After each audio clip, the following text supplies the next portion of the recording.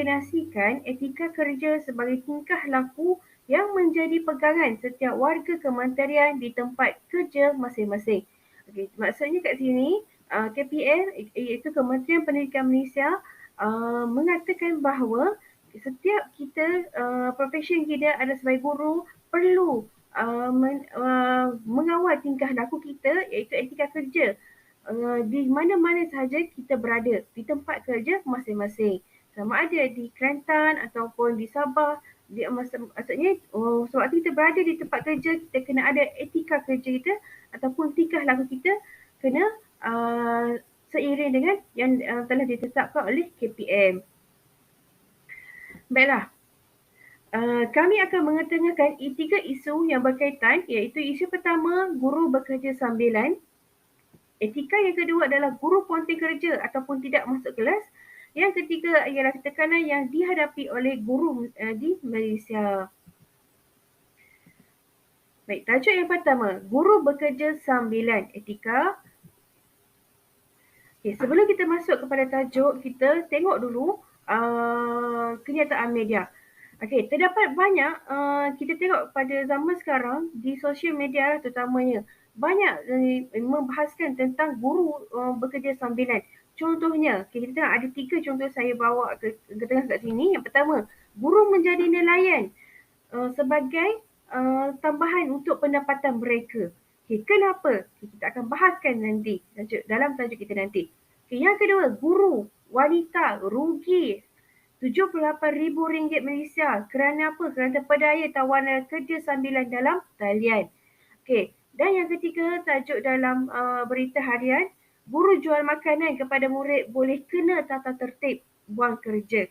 Okey. Antara 3 ini adalah yang berkaitan dengan guru. Okey. Guru yang bekerja di sekolah. Yang terutamanya di bawah KPM lah. Guru yang bekerja bawah kerajaan Malaysia. Okay, jadi guru ni mereka dah dapat gaji. Mereka dah dapat gaji setiap bulan, tapi kenapa mereka buat kerja sambilan?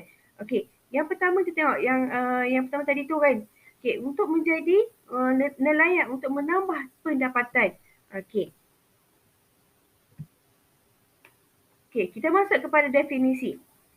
Definisi kerja sambilan ialah kerja yang dilakukan secara sambilan iaitu separuh waktulah. Okey, di samping tugasan hakiki atau kerja tetap yang lain. Okey, contohnya tadi guru bekerja sebagai nelayan. Okey, pada waktu bekerja, pada waktu sekolah, contohnya pukul 7.30 sampai pukul 1.30 dia bekerja sebagai tugasan hakiki iaitu sebagai guru. Namun pada jam 3 lepas balik dari sekolah dia bekerja sebagai nelayan. Okey, ataupun semasa dia bekerja sebagai guru, pada waktu bekerja guru dia dia menjual makanan kepada murid-murid. Okey, itu juga kita panggil kerja sambilan. Baiklah, kita masuk kepada punca-punca. Okey, punca-punca kenapa guru tersebut membuat kerja sambilan. Okey, yang pertama, gaya hidup yang mewah. Okey, ini yang kita tengoklah. Ada guru-guru yang kita pelik. Dia grade gaji dia sama dengan kita, tapi kenapa dia dapat hidup mewah? Contohnya dari segi kenderaan mereka. Mereka tidak menggunakan mereka menggunakan kenderaan yang kalau kita ikutkan logik tidak mampulah sebagai seorang guru untuk memiliki kenderaan ataupun harta yang mewah sebegitu sedemikian. Jadi disebabkan mereka ini ada keinginan untuk hidup secara mewah, mereka terpaksa untuk bekerja sambilan untuk mencari pendapatan, untuk mencari duit lebih. Okey, yang kedua untuk mengisi masa lapang. Okey. Yang ni ada setengah orang dia memang suka berniaga. Okey, contohnya ibu dan bapa mereka berniaga sebelum ni. Jadi dia suka, hobi dia untuk berniaga. Jadi untuk mengisi masa lapang, contohnya waktu cuti sekolah akhir tahun, 1 bulan, dia pun mengisi masa lapang dia kan berniaga sambilan. Okey. Yang ketiga, bebanan hutang. Okey, kita berbalik kepada yang pertama tadi. Bila ada gaya hidup yang mewah, jadi contohnya dia membeli kenderaan yang tidak kenderaan dan memerlukan hutang. Jadi disebabkan hutang mereka ni bertambah, jadi terpaksalah mereka ni mencari inisiatif lain, pendapatan lain untuk membayar hutang-hutang mereka ni. Okey, disebabkan itulah kita namakan punca sebagai ekonomi tidak stabil. Okey, kerana apa? Kerana pendapatan guru ini adalah tetap, fleksibel. Sebanyak itu sahaja yang kerajaan bagi. Jadi jika mereka inginkan pendapatan yang lebih lagi, jadi mereka perlu melakukan kerja sambilan. Mereka perlu mendapat pendapatan yang lebih daripada tersebut. Okey, kerana mereka perlu membayar hutang. Okey, seterusnya. Okey. Namun, kerja sambilan ini ada kesan-kesan yang positif dan negatif. Baiklah, kita tengok kesan positif dahulu. Okey, kesan positif yang pertama, ia dapat menambahkan hasil pendapatan terhadap diri dan keluarga. Okey, contohnya, diri kita berkahwin, jadi kita ada ibu mertua, keluarga mertua dan keluarga kita sendiri. Jadi sebagai seorang anak, kita perlu memberi kewangan lah kepada ibu bapa kita. Okey, jadi kita kena bagi duit kepada ibu bapa sebelah kita, ibu bapa kandung dan ibu bapa mentua. Jadi untuk daripada hasil kita, pendapatan kita setiap bulan yang fleksibel sebagai seorang guru tu mungkinlah tidak cukup. Jadi disebabkan itu kita dapat tambah hasil pendapatan kita melalui kerja sambilan dan kita dapat bagi hasil kerja tu kepada ibu bapa kita dan ahli keluarga kita yang lain. Okey. Seterusnya, tanggungjawab sebagai ketua keluarga. Okey, yang ini kepada guru lelaki lah. Okey, jadi dia bila ada keluarga, anak-anak pun bertambah, dia akan rasa dia tidak cukupan kepada duit gaji yang dia terima setiap bulan tu. Jadi dia perlukan duit tambahan. Okey. Kesan positif yang terakhir sekali adalah tidak perlu berhutang. Okey, contoh tadi, dia beli kereta yang mahal, kereta mewah. Jadi bila beli kereta mewah, dia tak dapat untuk bayar hutang tersebut bulanan. Jadi bila dia melakukan kerja sambilan, dia akan dapat menampung, kerja sambilan tu dapat menampung hutang-hutang dia. Hutang-hutang yang kekal. Jadi dia tak perlu berhutang kepada orang lain. Okey. Okay, kemudian kita pergi pada kesan negatif. Okey, kesan negatif yang pertama, guru tersebut akan tidak mempunyai masa yang cukup dalam memikirkan penampilan mereka dengan murid. Okey, ini dalam PDP lah. Okey, bila guru tersebut dia melakukan perniagaan contohnya, dia akan berfikir bisnes apa dia nak buat, untung apa dia nak cari. Jadi dia akan fikir untung rugi dia. Jadi dia akan memberi kesan kepada PDP. Dia takkan mengutamakan pengajaran dan pembelajaran kepada anak-anak murid. Okey. Dan kesan yang kedua adalah dia gagal dalam menguruskan masa. Okey, contohnya kita tahu seorang guru akan ada waktu yang akan pihak pentadbir akan panggil kita wajib hadir ke sekolah. Tapi kita tidak dapat datang. Kenapa? Kerana kita ada kerja sambilan yang perlu kita lakukan. Contohnya kita berniaga, ada klien nak jumpa. Jadi kita perlu jumpa klien kita. Tapi dalam masa sama, pihak pentadbir panggil kita untuk datang ke sekolah. Jadi kita tidak dapat menguruskan masa kita secara sistematik. Dan akhir sekali, sebagai guru kita takkan dapat untuk memberi tumpuan sepenuhnya sebagai tugas sebagai seorang guru. Kenapa? Kerana dalam fikiran kita ni terlalu banyak perkara yang kita fikirkan. Contohnya, bebanan hutang, kewangan. Okey, seperti yang kita maklum kan, kewangan ni menyebabkan seseorang tu akan depres, memberi kesan yang teruk kepada seseorang. Okey. Okey, kesimpulannya, okey. Kerajaan telah memberi keizinan untuk guru membuat kerja sambilan, tapi ada syarat dia. Okey, syarat dia yang pertama, sebagai seorang guru kita perlu memohon untuk membuat kerja sambilan tersebut. Contohnya, okey, kerja sambilan yang sebagai seorang guru yang selalu buat adalah guru tuition. Okey, kalau kita nak buat kelas tambahan atau guru tuition, kita kena pohon dengan pihak sekolah dan permohonan tersebut hendaklah sampai kepada pihak berkuasa. Contohnya pihak PPD lah. Okey, bagi biar mereka pihak PPD ni tahu kita ada kita menubuhkan pusat tuition di luar. Okey, yang ketiga, pemohon sebagai seorang guru ni kita dilarang mengedar atau mempromosikan kerja sambilan kita, bahan kita, contohnya tuition tadi. dalam sebarang bentuk. Contohnya dalam lisan. Okay, kita kata cakap kat anak murid kita, okey, awak masuklah tuition cikgu. Cikgu buat tuition hari sekian-sekian. Okey, dalam tuition ni cikgu akan bagi penerangan tentang ini. Itu ini. Tapi kita tak boleh mempromosikan bisnes kita. Okay, yang keempat, tidak mengganggu tugas rasmi sebagai guru. Dan yang kelima, dijalankan selepas waktu bekerja. Okay, maksudnya selepas waktu bekerja, lepas kita keluar daripada sekolah. Okey, yang keenam sekali, tidak dibenarkan menggunakan kemudahan peralatan pejabat. Contohnya, okey, kalaulah kita buka pusat tuition, kita tak boleh menggunakan bangunan sekolah tu sebagai pusat tuition kita. Kita perlu membuat pusat tuition, mengadakan pusat tuition kita tu di luar bangunan sekolah. Kita perlu menggunakan duit kita sendiri, dana kita sendiri. Okey, seterusnya kita pergi kepada kawan saya. Tajuk isu yang kedua adalah guru ponteng ataupun tidak masuk kelas. Okay, seterusnya kita akan tengok pada isu yang kedua, iaitu isu yang sering berlaku dalam etika dan juga perundangan terhadap guru, iaitu di mana isu berkenaan dengan guru ponteng kerja. Okay, seterusnya kita akan tengok pada yang pertama, iaitu definisi. Apakah yang dimaksudkan dengan ponteng tu? Okay.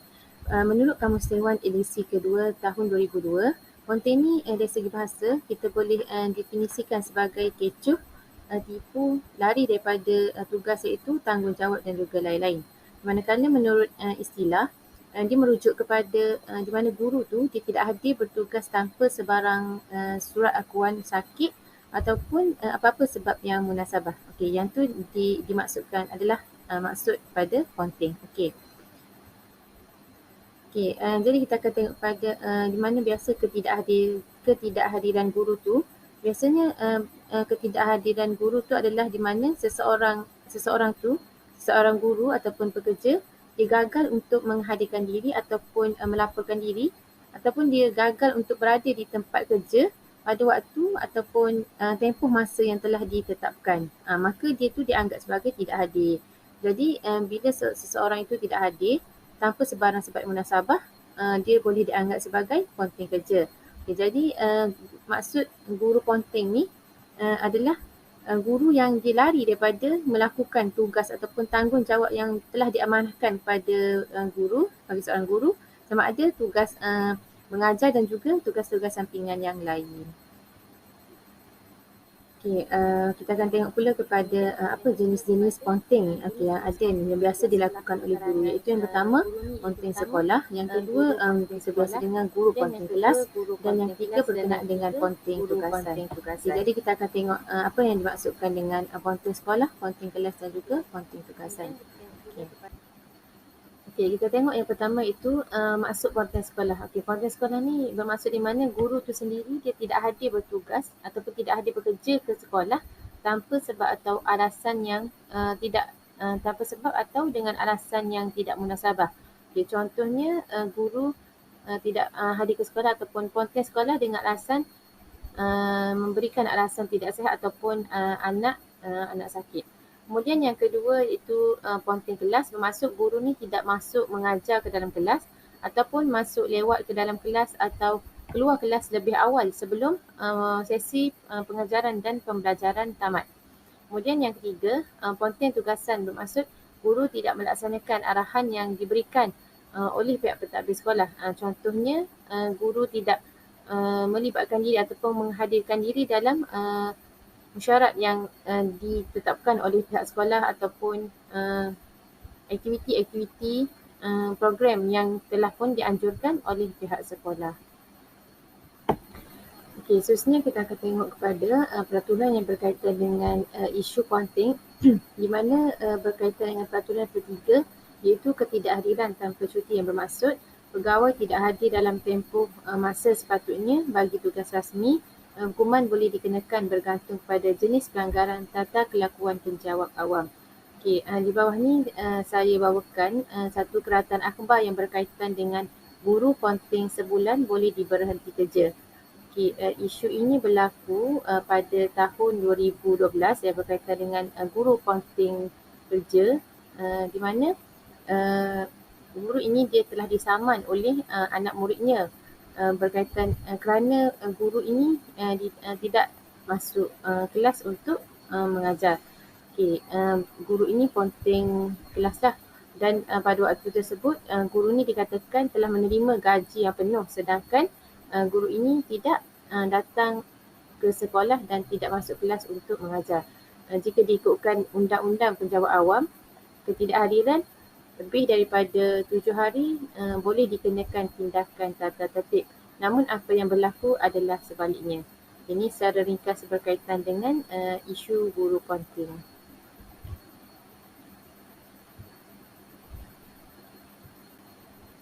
Okay, kita akan tengok pula kepada faktor ponteng berlaku. Okay, kenapakah berlakunya ponteng di kalangan guru-guru ini? Iaitu pertama kita akan tengok dari segi faktor dari segi dalaman, iaitu pertama kurang pegangan agama, di mana guru ini dia sebagai seorang guru ini dia tidak menghayati atau tidak mengamalkan apa yang diajarkan oleh agama, di mana agama Islam contohnya dia menganjurkan umat dia untuk kita ni bekerja dengan ikhlas, amanah dan juga penuh tanggungjawab. Jadi guru ni bila guru ni kurang pegangan agama, dia tidak menganggap sebagai kerja yang dilakukan tu adalah sebagai ibadah, menyebabkan guru itu bekerja dalam keadaan yang sambil lewa dan juga tidak ada rasa tanggungjawab dan juga tidak bekerja dengan bersungguh-sungguh. Okay. Kemudian yang kedua adalah faktor dalaman dari segi kurang motivasi dalaman guru. Di mana guru ni dibebani dengan tugas-tugas ataupun hal-hal persekitaran yang mungkin menyebabkan guru tu dia akan rasa kurang motivasi, dia akan rasa lemah semangat dan juga rasa tekanan, menyebabkan guru itu kurang minat untuk mengajar dan sebagainya. Jadi bila guru tidak ada kurang motivasi ataupun tidak ada motivasi dalaman yang kuat, menyebabkan guru tu akan rasa mudah kecewa, rasa hilang fokus dan juga tiada matlamat yang jelas, hilang minat dan juga komitmen dalam menjalankan tugas yang diamanahkan. Kemudian yang ketiga berkaitan dengan faktor dalaman iaitu gangguan emosi. Okay, emosi yang mana emosi yang tidak stabil ni dia akan menyebabkan berlaku kemurungan.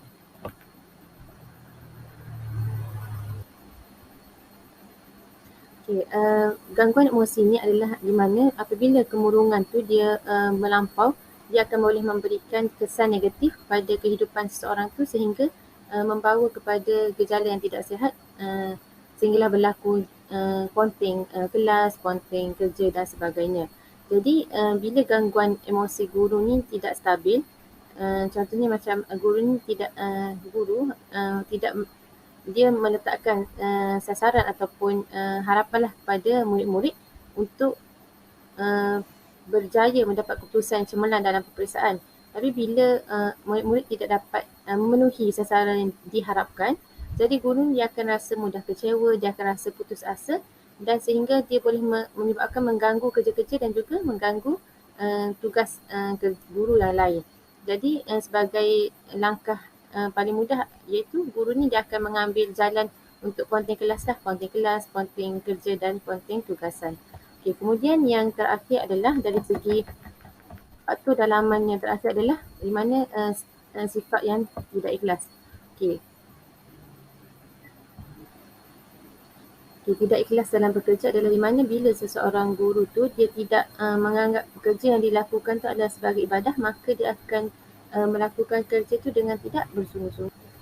Okay, jadi sifat ikhlas tu penting, perlu ada bagi seorang guru kerana bila seorang guru tu mempunyai sifat ikhlas, dia akan membuahkan nilai-nilai yang lain, di mana nilai ikhlas ni adalah nilai trust untuk menghasilkan nilai-nilai yang lain, di mana bila seseorang guru tu dia ikhlas dalam melakukan pekerjaan, dia akan melahirkan integriti, produktiviti dan juga kualiti dalam melakukan sesuatu pekerjaan. Jadi jika seorang guru tu dia tidak ikhlas, menyebabkan guru tu suka untuk dia menumpukan sepenuh perhatian dia terhadap pekerjaan yang dilakukan, sehingga boleh menyebabkan proses pengajaran dan juga pembelajaran di dalam kelas terjejas. Okay. Okay, seterusnya kita akan tengok pula kepada faktor luaran yang menyebabkan berlakunya isu ponting di kalangan guru. Okay, yang pertama adalah tekanan bebanan kerja. Tekanan guru ni bermaksud di mana guru ni mempunyai perasaan tidak selesa, emosi tidak stabil ataupun emosi negatif seperti perasaan marah, bimbang, kecewa yang berpunca daripada kerja-kerja yang dilakukan mereka sebagai seorang guru. Contohnya macam guru ni dia terpaksa untuk bekerja lebih masa, melakukan tugas-tugas perkeranian dan juga sebagainya. Hal ini boleh menyebabkan guru ni akan bertindak untuk ponting daripada dia membebankan emosi dan juga perasaan mereka dengan tekanan. Okay, kemudian yang kedua, kita tengok pula dari segi faktor di mana murid yang tidak hormat guru. Maksudnya murid ni dia kurang untuk menghargai dan juga menghormati perasaan guru. Contohnya macam murid ni tidak melaksanakan arahan ataupun kerja yang diberikan oleh guru, ataupun murid ni melakukan tindakan di luar jangkaan seperti memacikkan ataupun menconteng kereta guru, tidak menyiapkan kerja sekolah, melanggar disiplin sekolah ataupun bercakap dengan kurang adab dan sebagainya. Boleh menyebabkan guru ni dia akan rasa kecewa, dia akan rasa tidak bersemangat untuk mendidik pelajar.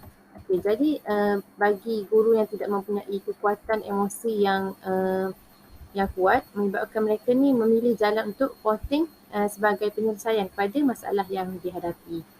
Kemudian yang ketiga adalah dari segi kurang galakan dan juga pemantauan daripada pihak pentadbir. Mana pihak pentadbir ni dia perlu untuk sentiasa prihatin dan mengambil berat terhadap masalah yang berlaku di kalangan guru-guru serta kaki tangan bawahan untuk bertujuan untuk mengelakkan masalah guru itu menjadi lebih berat sehingga boleh mengganggu tugas-tugas guru di sekolah. Jadi pentadbir ni perlu untuk mengambil tindakan serta-merta pada guru yang ponting. Hal ini kerana dikhawatiri gejala ponting ni akan mempengaruhi kepada guru-guru yang lain.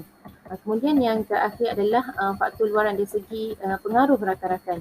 Di mana pengaruh rakan-rakan ni dia sangat mempengaruhi isu berkaitan dengan ponting guru.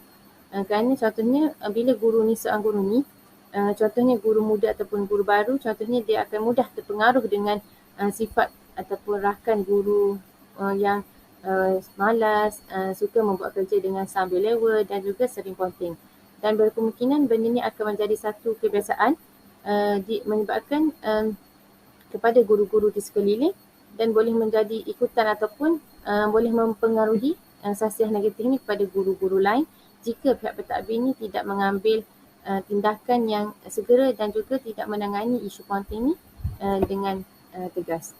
Okey, seterusnya kita akan tengok pula kepada implikasi isu guru ni. Kita akan tengok pula kepada implikasi ataupun kesan daripada isu guru ponting ni, iaitu pertama memberikan kesan kepada murid, yang kedua kepada pihak sekolah, yang ketiga kepada profesion perguruan dan juga yang keempat implikasi kepada ibu bapa. Yang pertama implikasi ataupun kesan kepada murid ini adalah di mana apabila guru sering ponting kelas menyebabkan murid akan tercicir dalam pelajaran. Secara langsung murid ini akan mengalami masalah dalam pembelajaran di sekolah kerana guru tidak masuk kelas untuk mengajar.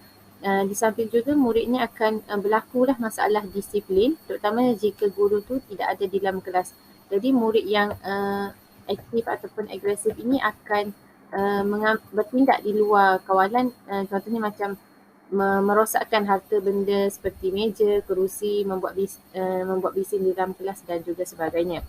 Kemudian yang kedua adalah kesan pada sekolah, iaitu di mana apabila guru ponting ini membawa kesan kepada murid, secara tidak langsung akan memberikan kesan juga kepada pihak sekolah.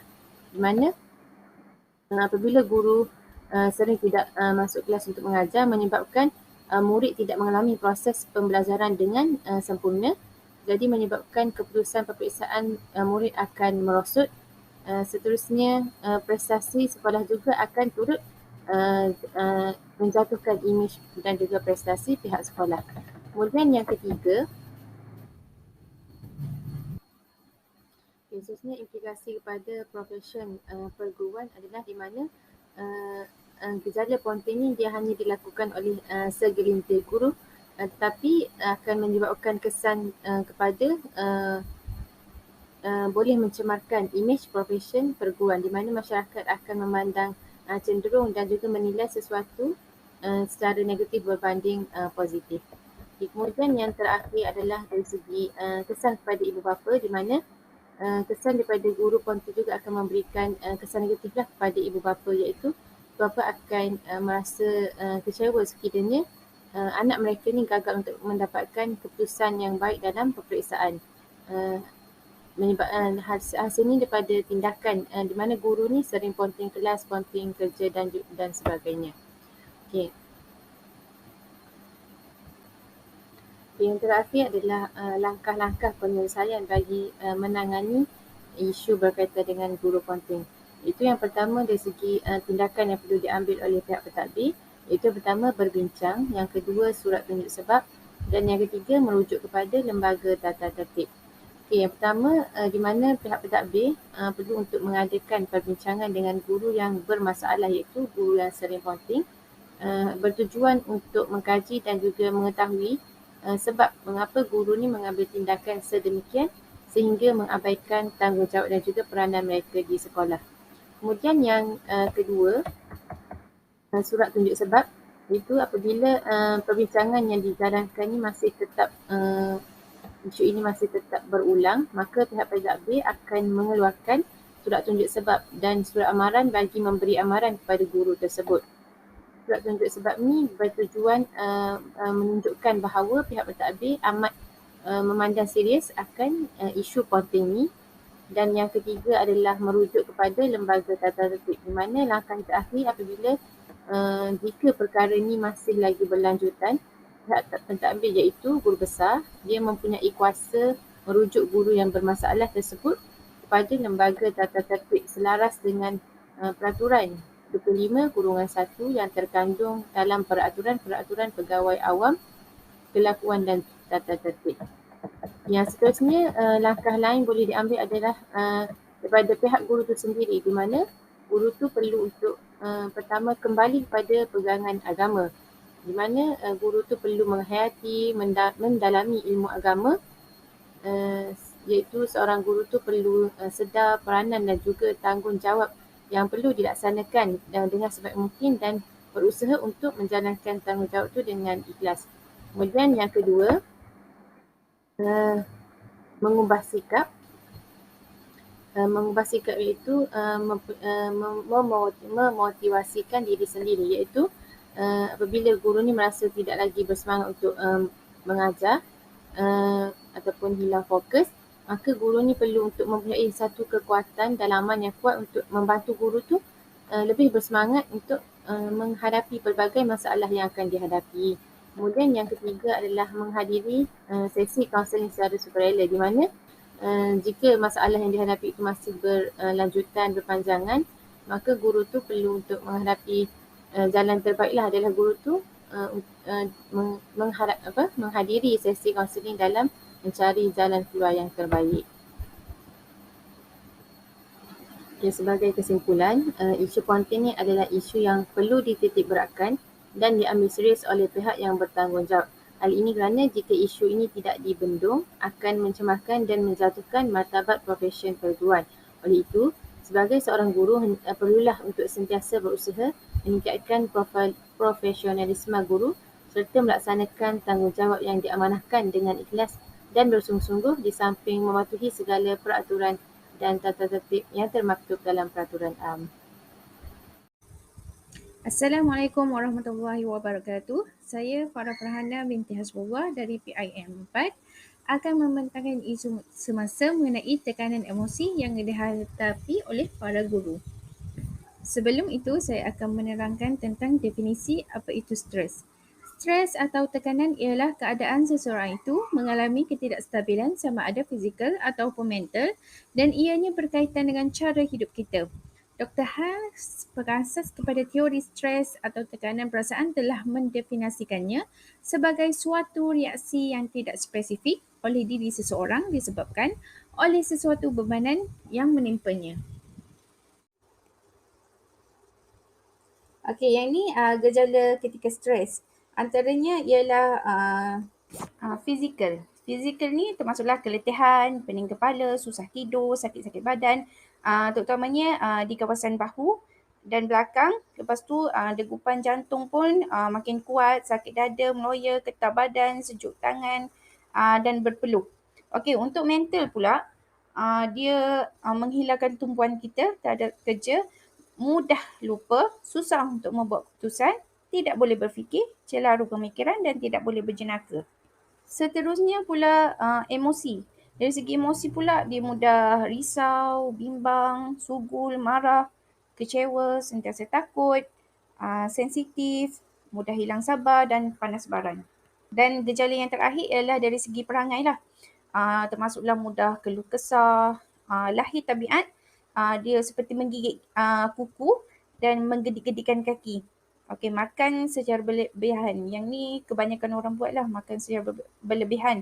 Contohnya stres ketika kerja, stres belajar, lepas tu makan. Dan untuk lelaki pula, dia merokok lah. Bagi yang bukan Islam, dia minum arak. Okey, seterusnya menjerit-jerit, maki hamun, mengungkit-ungkit dan menyalahkan orang lain serta sentiasa agresif lah. Antara masalah kesihatan akibat stres pula sakit jantung dan angin ahmar lah, stroke. Stres akan menambahkan asid, lemak di dalam darah dan bahan-bahan ni akhirnya akan bertukar menjadi lemak asli dan kolesterol yang akan menutupi saluran pembuluh darah. Okey, stres juga akan meningkatkan tekanan darah di samping memudahkan proses pembekuan darah. Semua ini merupakan perubahan-perubahan yang boleh menyebabkan serangan sakit jantung dan angin ahmar. Selain itu, ia akan menyebabkan susah tidur. Stres ni boleh menyebabkan masalah susah tidur ataupun satu pusingan yang amat membinasakan. Di Amerika saja jumlah mereka yang diserangi masalah ini menghampiri jumlah 36 hingga 62 juta orang. Yang ni daripada Jeff Davidson 1977. The Complete Idiot Guide to Managing Stress. Selain tu kencing manis, gastrik dan lain-lain lagi lah. Menurut harian Metro, 420,000 guru tertekan daripada Kementerian Pendidikan menubuhkan sebuah jawatan kuasa bagi mengkaji bebanan tugas berlebihan dalam usaha mengurangkan tekanan, membabitkan lebih 420,000 guru sekolah di seluruh negara. Okey, menterinya Datuk Seri Mahzir Khalid berkata, langkah itu dibuat selepas mendapati guru kini berhadapan dengan tugas berlebihan sehingga menjejaskan tumpuan ketika mengajar. Kata menteri itu lagi, saya menubuhkan satu pasukan membabitkan pegawai kanan kementerian, ahli majlis guru besar, pengetua dan pemimpin persatuan guru untuk mengatasi isu ini. Yang saya senaraikan ini ialah antara faktor-faktor bebanan tugas yang dihadapi oleh guru lah. Antaranya kerja-kerja perkeranian seperti menaip, mengisi borang yang berkaitan dengan murid. Okey, justru masyarakat ni sememangnya tidak begitu memahami secara mendalam terhadap profesional guru dan tanggungjawab yang dipikul oleh guru. Dengan itu, tanggungjawab dan tugas guru begitu mencabar, telah memberikan tekanan stres secara tidak langsung dan menyebabkan perkara-perkara yang tidak diingini berlaku. Okey, tidak dinafikan bahawa pada masa kini terdapat kes-kes yang berkaitan dengan guru sering berlaku dan dilaporkan melalui media massa. Kebanyakan kes yang berkaitan dengan guru adalah amat serius sehingga terdapat segelintir kes telah menyebabkan kecederaan dan kematian. Dalam kes bisikan misteri arah guru amuk yang berlaku di SK Sabur, Kota Kinabalu adalah amat serius kerana guru tersebut telah mengamuk sehingga menggunakan pedang samurai dan menyebabkan seramai 14 orang guru termasuk 2 orang guru wanita terpaksa menyembunyikan diri dalam hutan paya bakau. Walaupun begitu, tiada kecederaan yang dilaporkan lah. Akan tetapi tingkah laku guru tersebut yang kurang waras telah mengancam keselamatan rakan sejawat yang lain. Hal ini mungkin disebabkan ini mungkin akan membawa sebarang kecederaan ke atas guru-guru yang tinggal bersamanya. Sumber berkata bahawa suspek tersebut mendakwa terdapat suara wanita yang sering mengganggunya sejak beberapa minggu lalu dan menyebabkan dia tidak dapat bertahan sehingga mengamuk. Faktor seterusnya pula ialah pengurusan bilik darjah. Tidak dinafikan, saya melalui pengalaman saya sendiri, saya sebagai guru kelas tahun 1 terpaksa menguruskan, bukan terpaksa tapi ditugaskan untuk menguruskan bilik darjah dari segi dekor, dari segi semua yang berkaitan dengan bilik darjah, termasuklah keselamatan dia orang. Selain tu saya juga kena uruskan pengurusan buku teks yang pelajar lewat daftar. Semua tu menjadi bebanan jugalah sebab dia mengganggu jadual bertugas saya. Ia terpaksa dilakukan pada waktu rehat. Jadual, kalau ikutkan jadual penuh dan waktu rehat hanyalah setengah jam, dan waktu itulah yang akan saya gunakan untuk menguruskan bilik darjah, lepas tu menguruskan buku teks dan sebagainya. Okay, seterusnya mengawal disiplin pelajar. Yang ni juga khasnya untuk guru lah. Guru kena pantau, kena pastikan disiplin pelajar sentiasa baik, keselamatan pelajar sentiasa terjaga dan sebagainya. Okey, pentadbiran bilik darjah. Macam saya sendiri, saya sebagai guru PBD, perlu melakukan tugasan seperti membuat pengeluaran sijil bagi pelajar-pelajar ni, dan di sekolah kami saya buat secara manual, semuanya manual. Tidak seperti di sekolah yang lain lah yang menggunakan sistem. Tapi saya saya buat sijil secara manual dan ini menambah sedikit bebanan lah. Saya perlu melakukannya di luar waktu kerja. Selepas itu, guru juga perlu merancang program. Contohnya kalau program tingkatan tahun 1, program untuk tahun 6, program kecemerlangan, program transisi, program hafazan Quran, program dan lain-lain lagi lah. Seterusnya, persekitaran kerja yang kondusif. Suasana kerja amat penting bagi seseorang guru kerana ruang kerja yang sempit dan setengah kelas yang terlalu panas dan tidak selesa boleh menimbulkan ketidakselesaan pada guru berbanding dengan individu lain yang bekerja di tempat yang berhawa dingin. Okey, tambahan pula kemudahan sekolah yang tidak mencukupi untuk keperluan diri dan pelajarnya, terutama sekolah-sekolah di hadapan pedalaman akan menyebabkan guru semakin stres. Okey, biasanya contoh guru yang dah biasa hidup di bandar, contoh yang dah biasa hidup di bandar dan ditugaskan ke kampung, dengan kemudahan yang kurang dari segi ruang bilik darjah, bilik guru, bilik darjah yang tidak selesa dan tidak berhawa dingin, ditambah pula dengan cuaca yang panas sekarang ni, boleh juga menambahkan stres dalam kalangan guru. Selain itu, kelakuan dan perangai murid dalam kelas yang sentiasa menjadi cabaran kepada seorang guru juga merupakan salah satu faktor yang menyebabkan guru mengalami tekanan emosi. Okey, murid sentiasa melakukan pelbagai aksi untuk menarik perhatian guru, tentunya menimbulkan masalah serta memberikan kesan pada emosi guru. Dalam kelamaan, ia akan menjadi guru semakin stres. Seterusnya, punca peribadi. Merupakan faktor guru mengalami tekanan emosi, keadaan kesihatan guru terjejas ataupun berlakunya kemalangan dan kematian dalam kalangan ahli keluarga akan menyebabkan guru tersebut mengalami tekanan emosi yang serius. Okey, selain itu, hubungan dengan ahli keluarga atau rakan sekerja adalah amat penting bagi seseorang guru kerana ia merupakan satu sokongan kepada guru tersebut. Jika berlakunya perselisihan faham akibat masalah komunikasi yang tidak berkesan, maka ini boleh menyebabkan stres terhadap guru tersebut. Guru akan tidak selesa, bekerja dalam keadaan tekanan dan sebagainya. Dan salah satu faktor yang lain ialah PJJ, hubungan jarak jauh. Juga faktor utama menyebabkan guru stres. Bila dah jauh, pasangan jauh, anak jauh, keluarga jauh, tinggal keseorangan, yang ni memang tekanan yang amat kuat lah bila terpaksa menghadapi semua masalah seorang diri. Berdasarkan faktor-faktor yang telah dibincangkan, banyak usaha dan rancangan untuk mencari penyelesaian yang sesuai hendaklah dijalankan agar mengatasi masalah beban guru sekolah dan isu ini tidak akan berterusan dan menjadi serius.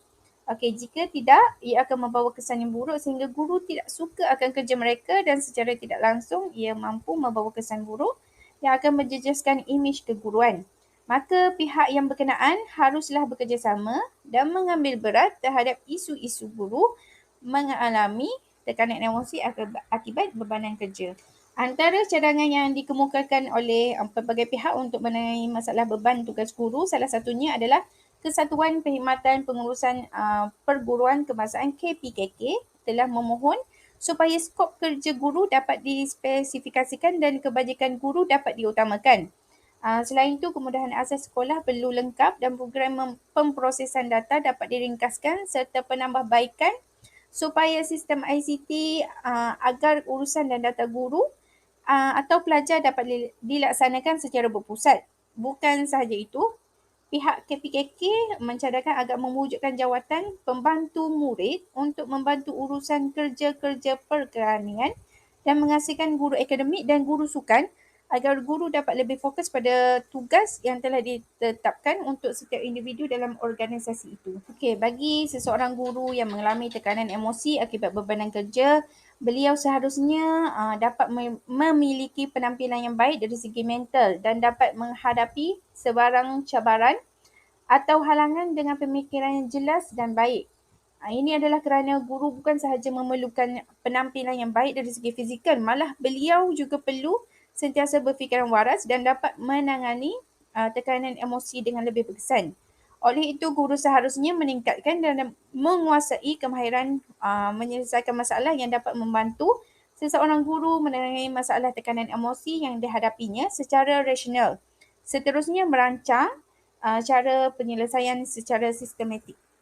Selain itu, sebagai seorang guru, beliau juga perlu menguasai kemahiran pengurusan masa. Pengurusan masa ni amat penting.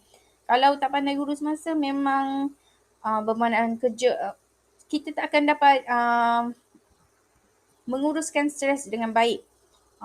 Contohnya, cuba uruskan masa dengan keluarga, masa dengan kerja dan masa untuk diri sendiri. Pada masa kini, kebanyakan guru yang bekerja menghabiskan masa ke atas tugasan yang kurang penting dan mengabaikan tanggungjawab yang lain sehingga mereka merasa tugas mereka ni tak dapat diselesaikan. Ini secara tidak langsung akan mempengaruhi guru mengalami masalah tekanan emosi akibat beban kerja. Oleh itu, kemahiran pengurusan masa dapat membantu seseorang guru itu menumpukan kepada kerja-kerja yang penting dahulu dan melakukannya dengan lebih baik.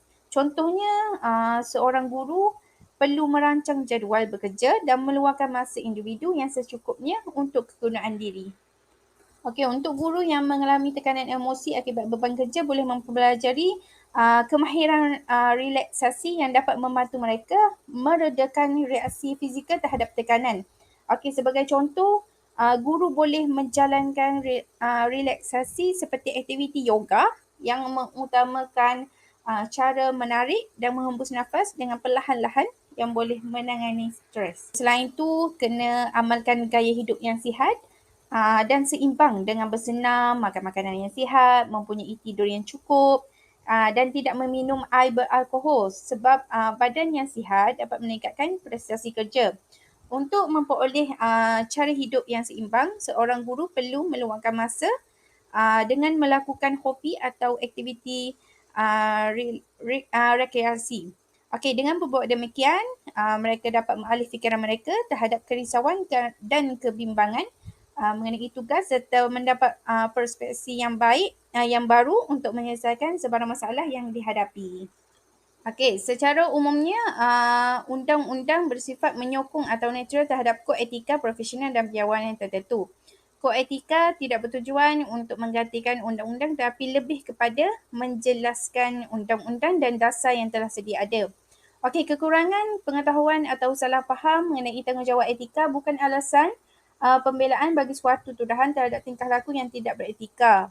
penyelesaian suatu masalah itu memerlukan pengetahuan, perasaan dan mungkin juga memerlukan kepada dorongan untuk membuat sesuatu keputusan yang tepat. Okey, penyelesaian etika merupakan penyelesaian masalah secara umum dan ia sebenarnya merupakan suatu proses di mana guru menjadi lebih berkemahiran dalam menghadapi sesuatu isu. Okey, kesimpulan lain, tekanan emosi guru semakin ketara di sekolah akibat beban kerja kerana globalisasi dan modernisasi dalam bidang pendidikan.